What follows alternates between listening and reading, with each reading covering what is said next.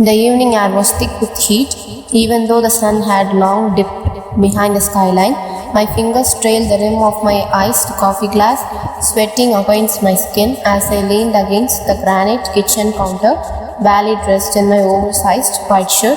It fell mid-thigh, this shirt, actually just enough to tease, not enough to cover. My bare legs brushed against the cold marble, but my body was warm, flushed from something deeper than the humid hair. He stood across from me, arms crossed, lean frame, towering with an unsettling stillness. Cook. Black loose fit jeans hung low on his hips, silver chain barely catching the soft kitchen light.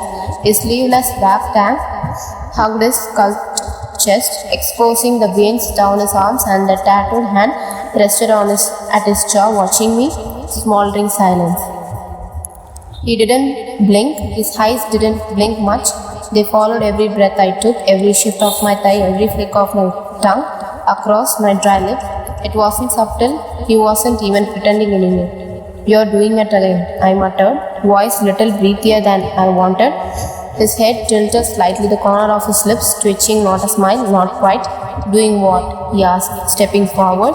The sound of his boots on the hardwood echoed louder than necessary. I stepped back instinctively and my hip met the edge of the kitchen counter, a trap. His hand braced the edge beside me as he leaned in just breath, too close. "That thing with your eyes." I tried not to meet them. "Like you're going to eat me alive." He didn't flinch. "Maybe I am." My breath caught. His scent hit dark musk, fresh soap, something raw. My eyes fluttered shut for a second longer than I meant. And when they opened, he was close enough, touching me just right there, daring me to flinch, daring me not to. "You should go get some air," I whispered. "You're burning." His voice dropped like heat sliding over skin. "You're the one who overeaten." He knew. The damp between my thighs, the erratic rhythm in my chest, the way I was biting the inside of my cheek to stay composed. "You are insane," I breathed, shifting, but his arm blocked me, catching me against the counter. The granite at my back felt colder now. "Maybe," he muttered, dipping slightly, his breath bursting against my neck, just where my collar had slipped open. "But I never make the first move, you know that." I swallowed hard. My shirt slipped further with every breath I took, neckline wide enough to expose the curve of my shoulder. "You don't need to. You're walking distraction." He chuckled low, deep. "And you're trying way too hard not to give in." The tension crackled, my fingers tightening around the countertop edge. He was too close now, close enough to make me forget the rules I written in my own head. "Touch me, and I swear," I whispered, eyes narrowing. His lips hovered just above mine. "Not touching." "Swear what?" "That I won't stop you." His eyes darkened, but even now, he didn't flinch. He just hovered, teasing, breathing the same air, knowing I was falling apart. That was his game, no rush, no sudden movements. His voice barely broke a whisper. "Not yet." Then he stepped back just like that. The cool hair between us burned more than the heat did. "Why did you stop?" I gasped, annoyed, embraced by how wrecked I sounded. He licked his lips slowly. "But I like watching you beg without saying it." He turned his back, walked to the sink, poured himself water like nothing had happened. My legs were weak, my mind messier than it should have been. He hadn't touched me once, and I was through, fully clothed, barely but entirely undone. But it wasn't over, not even close. "Go put something on," he said without looking, "or I will." The air turned colder. Rain slashed against the windows. My lamp flickered slightly as thunder echoed in the distance. I changed into a thin black silk nightdress just to test the waters. He hadn't looked up from his phone since I walked in, so I stood at the edge of the bed, waiting. "Cook," I whispered. His gaze lifted slowly, still leaning back against the headboard. Shut off now. Tattoos stretching across his chest and arms, hair damp from his recent shower. He said nothing. I swallowed. "Can we talk?" He blinked. "Talking isn't what you dressed for." I gasped. "Excuse me?" He tossed his phone aside. "You think I haven't noticed the way your eyes follow me? Or the way you keep trying to act unaffected while wearing my cloth around the house?" He stood slow, controlled, predatory, like a storm rising beneath the calm. "You wear silence like a shield, but your body gives you away." Before I could react, he was there. One hand gripped my wrist. gripping my wrist, pulling me forward. His other hand slid behind my neck, thumb caressing my throat gently but possessively. The distance disappeared. Our foreheads touched, breath mingled. "Say you want me," he whispered, and I won't hold back. But I couldn't. He smacked against my cheek, then suffered. He turned me gently but firmly back, pressed against the cold wall. His body didn't press in, but it hovered so close. His hand slid down my side without touching the silk, just the hair between us. "I will wait until you say it." He breathed into my ear, "But I won't stop distracting you." Then he backed away again, this time to the door. But before walking out, he turned back. "Careful how long you wait. One day I might not." The door shut, and I stood there, legs shaking, lips parted, body throbbing for a touch that never came. The power snapped off with a sharp pop just before midnight. Darkness swallowed the room whole. Outside the storm raged. Sheet of rains pounded at the windows. Thunder cracking like distant gunfire. I sat up in bed, blinking through the dark. No light, no sound, just the storm and footsteps. My breath caught as I heard them, steady, controlled, walking down the hallway toward my room. The only source of light now was occasional flash of lightning that poured across the window in silver blue streaks. Then the door creaked open. He didn't ask, didn't hesitate, just stepped in, shirtless still, towel slung around his neck. His hair was damp, dripping slightly, droplets trailing down his chest. "I figured you'd come," I said, trying to sound annoyed, but my voice betrayed me, soft, needy. He sat near the door, arms loose at his sides. "Power's off? The storm's insane. You scared?" "I'm not." "Liar." He took 2 steps closer. My heart tripped. "You left the hallway light on. You always do that when you're nervous." I looked down at my legs under the blanket, bare except for the black satin shorts I slipped into hours ago. My tank top plunged to my chest, the room sticky with storm heat. Cook's voice stopped him. "Can I stay?" His word was calm, gentle, but behind him fire. He wasn't asking to sleep. He was asking to be near, to watch me swim, to test how long I could resist. I nodded barely.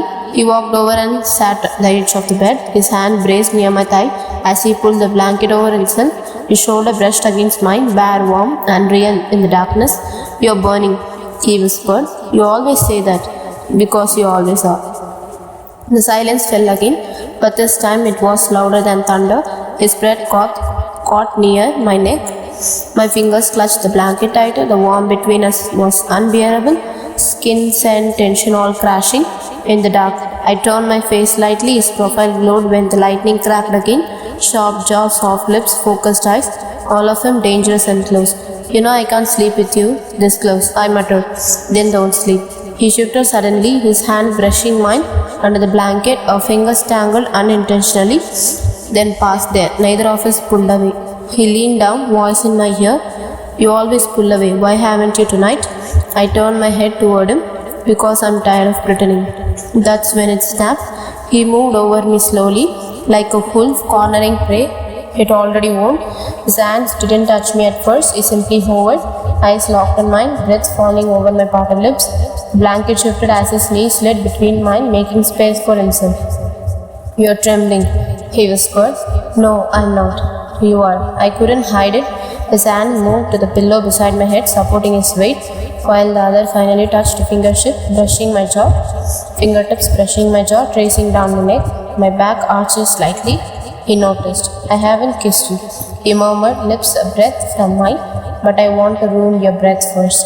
He dipped down, brushing the corner of my lips, not kissing, just letting his lips rest there. "Say stop," he dared. I didn't. His mouth hovered again, his body hovered above mine. Every inch of space between us felt like fire. His voice dropped. "I could stay like this all night, drive you insane just by not touching." He leaned in again, cheek against mine, nose against my jawline. "But that wouldn't be kind, would it?" Then without warning, he slid back, sat up, breathing hard.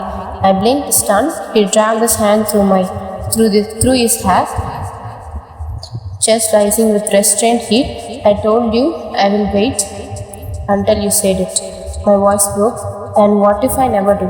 He looked me dead in the eyes, then I will die wanting you every night like this. The storm has passed, the sun filtered in though half-closed curtains. His hand was around my waist now, my back against his chest, both of us under the same blanket, still breathlessly warm. We hadn't kissed, we hadn't crossed that final line. With the space between our bodies filled, conquered, climbed like a ball was lost and won at the same time. The sleepy voice behind me made my skin shiver. I dreamed you finally bent. I swallowed and whispered back, maybe next storm. His breath was warm behind my ear as the storm faded outside, but I hadn't slept. Neither had he. His arm was still around my waist, but now his hand hovered more, just a slow drag of his fingertips along the curve of my side, enough to make my stomach twist. Are you awake? He murmured. My voice cracked. Yeah, I dreamed you begged, he said again, and this time I didn't say maybe next time. I stayed quiet. His hand slid up over the silk fabric of my tank top, just hovering at the side of my ribcage, teasing the edge of restraint. My breath caught. Still, he didn't touch the skin. I need you to say it, he whispered, voice of warning and a plea. I turned in his arms, slowly facing him. The blanket fell slightly between us. He looked erect in the early light, 𝗪𝗂𝗀𝗃 jaw shadows, dark lashes lowering with restraint. My lips parted, but before I could answer, the phone buzzed. On the side table, Cook froze. The vibration hummed again. My heart flipped as he reached over and checked the screen. His face shifted, his jaw locked, eyes narrowed. He didn't say a word, but I knew that look. What is it? I asked, voice barely a whisper.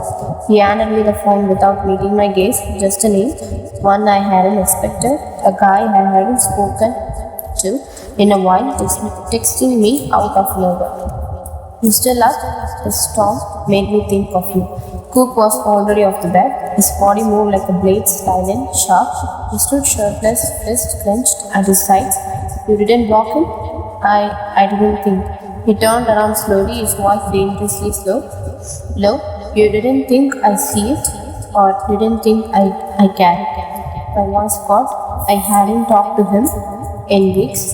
He just texted. It's not like I answered. Cook stepped forward, each step calculated, his gaze pinned on mine. You sleep beside me, you wear my clothes, you breathe like you're mine. But he thinks it's okay to send you that? He reached me in seconds. Before I could move, his hand were on my waist, lifting me gently, then slamming me back against the wall. Not hard, not painful, but dominating, territorial. I gasped as the back of my head brushed the cool surface. His eyes were wide. You don't belong to anyone else. He crawled. I gripped his shirtless shoulders, breath stuttering. You hadn't kissed me, I whispered. You hadn't even touched me right, because I was trying to respect you. He cut in, voice raw, nose brushing mine. But you want chaos, don't you? You want to know what happens when I stop controlling it. His knees slid between my legs, pinning me further to the wall. His hand held the side of my throat, not squeezing, just grounding me, keeping me from floating away. I dream of ruining every breath you take for anyone else. He breathed against my mouth. Then do it, I said without thinking. He froze. Then he leaned in, just as his lips finally touched mine. The power clicked back, lights, AC reality. He pulled back, breathing heavy, still edging me, but his voice had changed, softer, sadder. I'm going to kiss you, he said, but not like this, not while I'm angry. I touched his chest, still pressed against mine. Why not? Because when I finally kiss you, he whispered, I want you to remember it forever, not just as something messy, but as the first moment I climbed you. He stepped back, my knees almost gave out. He walked away, heading to the kitchen, grabbing his hoodie from the chair. But before leaving the room, he turned back one last time, eyes soft, voice low, turn off your phone. And then he was gone. I didn't move for minutes. The lights had flickered back, but inside me, the storm was far from over. I stared at the doorway long after he left. My skin still burned where his hand had held my throat. My thighs still clenched where his knees had pressed between them, and my lips, untouched, trembled from the kiss that never landed. I couldn't sleep, not with the memory of his voice in my ear, the scent of his skin, the way he said, you breathe like you're mine. I stood, bare feet against the cold wooden floor. The silk of my tank and shorts plunged to my heated skin. I didn't knock, didn't hesitate.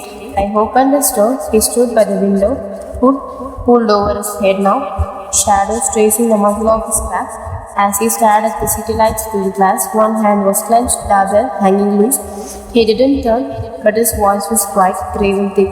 I thought you were going to sleep. I couldn't. Silence. I walked in, the door closing behind me with a soft click. I stepped closer, slowly, barely breathing. You left me shaking. I said, barely above a whisper. I know. I swallowed. And you think that's fact? He turned, slowly, face shadow, jaw clenched, lips parted slightly from the restaurant. You think I don't shake when I hear your voice in my room at night? His words hit harder than thunder. He took a slow step forward, then another. I didn't step back. I whispered. His voice cracked. Say you want this. I hesitated. Heart in my throat. I want this. He didn't move. I want you. I added. That was it. He stormed forward. His hand grabbed my waist, pulling me into him with a force that stole my breath. His other hand cradled the back of my head, thumb sliding along my cheek as he finally kissed me. It wasn't soft, it wasn't polite. It was months of silence exploding between our lips. His mouth was hot, hungry, pulling sounds from me. I didn't even know I could make, quite breathless whispers as his tongue slid gently against my teasing tasting. His hands were all over now, gripping my back, sliding beneath the silk of my tan, caressing the warm skin as I raised, like he was memorizing it. My fingers tangled in his hoodie, yanking it off, tossing it to the floor. I gasped as he finally pushed me back toward the bed, lips still on mine. We never broke this kiss. His knees hit the edge of the mattress as he pulled me with him, both of us falling on the sheets in a tangled breathlessness. He hovered over me, one arm under my neck, the other sliding up my thigh, not rushing, just feeling, exploring precisely. He wore this just to kill me. He breathed against my lips. I wore it because I knew you wouldn't be able to handle it. He smirked, low and big. You're right. His lips found my jaw, my throat, my collarbone. Each kiss was soft, lingering, but full of heat. I arched against him as his hand slipped under my top, stopping just below my chest. He looked up. Can I? I nodded. He didn't rush. He lifted my tank slowly, hands trailing skin as he pulled it over my head. His gaze stayed locked on mine, no words, just fire, just reverence. Beautiful, he murmured. I pulled him down again. Our mouths met like we are starving. He groaned softly into the kiss as a bare skin met, chest to chest, heat to heat. My legs wrapped around his waist, instinctively pulling deeper into the kiss, into me. But he didn't go too far. Even as we rocked together on the bed, his touch stayed careful, craving deep, not rushed. He buried his face in my neck, breathing back. I'm losing my mind. You already have. His fingers laced with mine above my head, pinning my hands to the mattress as he kissed me again, slow and deep this time, dragging my breath out with each stroke of his lip. I moaned softly into his mouth, and the sound made him lose control. He kissed harder, deeper. His hand gripped my thigh, pulling me tighter against him as his hips rolled into mine, still cloth, but nothing hidden. Our bodies melted into each other. Minutes passed, maybe hours, the heat slowed, the kisses softened, until we lay there tangled chest to chest, breathing unevenly. His fingers pressed my cheek, eyes heavy with something more than lust, not something dear. You didn't just ruin my sleep, he whispered, voice hoarse. You ruined me. I smiled barely. You ruined me first. He tucked a stray of stand-up hair behind my hair. This was the last time I hold back. I whispered, then don't. And he pulled closer, arm tight around my waist, keeping my body pressed against his all night.